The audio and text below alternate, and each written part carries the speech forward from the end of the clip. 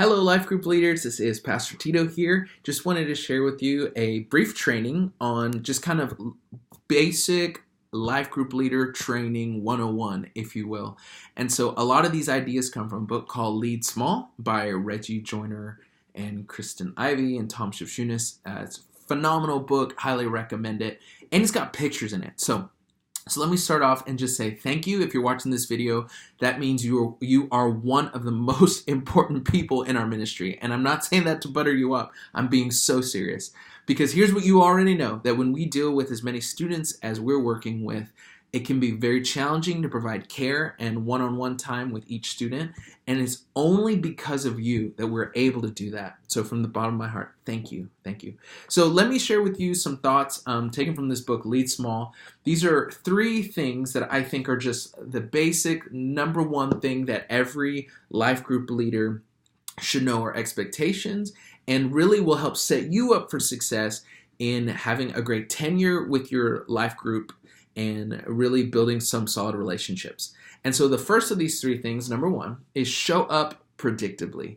I know this sounds like silly and maybe like it doesn't need to be stated, but you already know this, that our students can be very unpredictable in when they show up.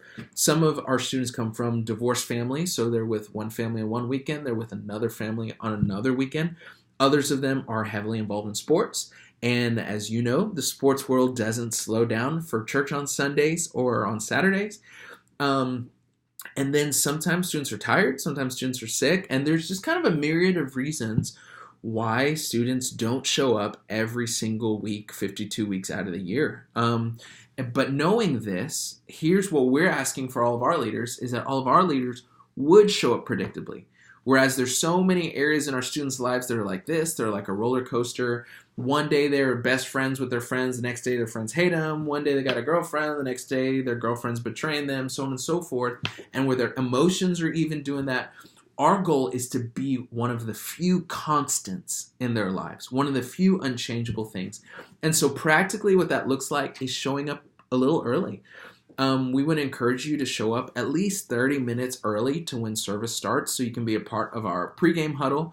But also practically, we want you to get out of that pregame huddle so you can be hanging out with your students after you get the touch base that you need, after you get the updates on what we're doing. We would love for you to find your kids, find your middle schooler, high schooler, young adults, and just spend time with them. If they're in the game room, if they're just sitting and, being themselves or whatever, that you would just touch base with them. And that during service, that you'd be sitting next to them. And, when something funny happens, you kind of, ha, ha, ha, and they're like, oh my gosh, my life group leader is so dorky. But I know that he or she is there for me, and I know that they care about me. And so the showing up predictably is really a big deal. And it's so much more than just being there for the 20-minute programming piece where you're going through questions together. And if you think about it, it's so valuable. We understand that you cannot physically be there every single weekend, and we totally get that. But when you can't make us, it's so helpful when you let us know early. And I just want you to think of it this way. I just want you to imagine if at school, let's say you had a student that goes to elementary or middle school or high school or whatever, or you're a student in school, and imagine your teacher canceled the morning of. Like they just didn't show up, and they didn't tell anybody they weren't going to show up until like class was going to start in like 30 minutes, and they texted you, or they just never let you know. That would be so not good for your student, right? And so help us out in showing up predictably. Second is show up mentally. In other words, when you're there, be engaged. Be involved in the conversations, even if they're talking about the latest boy band, even if they're talking about some Korean drama that they're all about these days, or they're carrying around a hydro flask and they're making weird noises, whatever.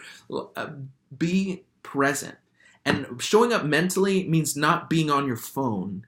It means not just being in conversations with other leaders when you get there, but really being intentional about connecting with your students, because chances are the other life group leaders are your friends, and that's why we have pregame huddles, and that's why we want you to hang out outside of church. But those students, this may be the only time you get with them. And they need to know how valuable they are and how important they are. So learn what are their favorite shows. What is their favorite music? What are their favorite movies? Ask about their girlfriend or their boyfriend or their best friends. What have they been up to recently? How's school going? It takes a lot of digging. It takes a whole lot of digging. But before they care what you know, they need to know that you care. Let me say that again. Before they need to know what you know, before they even care what you know, they need to know that you care for them. And that really does take a lot of hard work, especially depending on your age group.